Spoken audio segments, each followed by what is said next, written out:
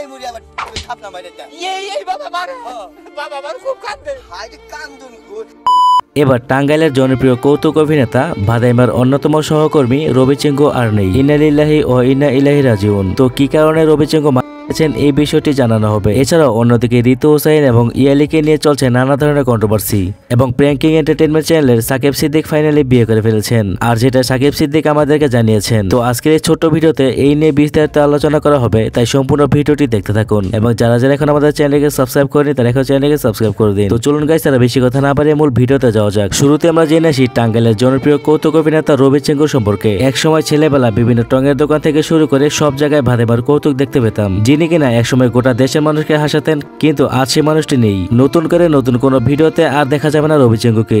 শত মানুষের ঢল ছিল তাদের কৌতুক দেখার জন্য। তাদের কৌতুকগুলো ছিল সাধারণ মানুষের হাসির খোরাক। তবে 2022 সালে ভাদাইমা মারা যাওয়ার পর রবি চেঙ্গুর উপর অনেকেই আস্থা রেখেছেন যেন সে আমাদেরকে হাসাবে, কিন্তু এখন সেই মানুষটিও নেই। একদিন আমাদের সবাইকে এই মিছে দুনিয়া থেকে বিদায় নিতে হবে, আর এটা চিরন্তন সত্য। তো রবি চেঙ্গু দীর্ঘদিন অসুস্থ থাকার পর নানা ধরনের চিকিৎসা নেওয়ার পর সে সুস্থ হয়নি। তবে সে তার নিজ গৃহে গতকাল 24শে মে 2024 সালে ইন্তেকাল করেন এবং এই খবর শুনে তার ভক্তদের মন ভেঙে যায়। তো যাই হোক, সবাই ওনাদের জন্য দোয়া করবেন, আল্লাহ যেন তাদেরকে জান্নাতবাসী করে।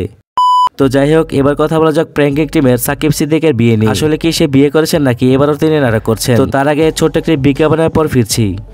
হ্যালো বন্ধুরা, আজ আমি 1xBet নামে একটি অ্যাপ সম্পর্কে কথা বলতে চাই, যা সবচেয়ে বিশ্বস্ত বুকমেকার। পিএইচ এবং সিরিয়াতে এই অ্যাপটি স্পন্সর। আইপিএল শুরু হয়ে গিয়েছে। এই অ্যাপে আপনি আপনার প্রিয় দলকে সমর্থন করতে পারেন। এই অ্যাপটিতে আপনি সমস্ত লাইভ ম্যাচের ফলাফল দেখতে পারবেন এবং সেই ম্যাচটি লাইভ দেখতে পারবেন। আপনি স্কোর ভবিষ্যদ্বাণী করে বাজি ধরতে পারবেন, যেমন কোন দল জিতবে, কোন দল কত রান করবে এবং কে সর্বোচ্চ স্কোর পাবে, এবং বিএমডব্লিউ গাড়ি, আইফোন, ল্যাপটপ এবং আরো অনেক কিছুর মতো নগদ পুরস্কার জেতার সুযোগ রয়েছে। এছাড়াও এখানে বিভিন্ন ধরনের গেমস রয়েছে, আপনি যা খুশি তা বেছে নিতে পারেন। এবং রেজিস্ট্রেশন সময় আমার দেওয়া প্রোমো কোড রিটেন্স ব্যবহার করলে আপনি প্রথম ডিপোজিটে 24,000 টাকা পর্যন্ত বোনাস পেয়ে যাবেন। আপনি সহজেই আইপে, ইউপে, ব্যাংক এবং ক্যাশ সহ আপনি অন্যান্য সহজ পদ্ধতির মাধ্যমে আপনি আপনার জয়ী টাকা তুলতে পারবেন। আমি অনেকদিন ধরে ব্যবহার করছি, আপনি ব্যবহার করতে পারেন। তাহলে দেরি কিসের? লিংকটি পিন কমেন্টে দেওয়া আছে। নিবন্ধন করতে লিংকে ক্লিক করুন অথবা গুগলে 1xBet লিখে সার্চ করুন এবং রেজিস্ট্রেশন করার সময় আমার দেওয়া প্রোমো কোডটি ব্যবহার করুন এবং বোনাস পান।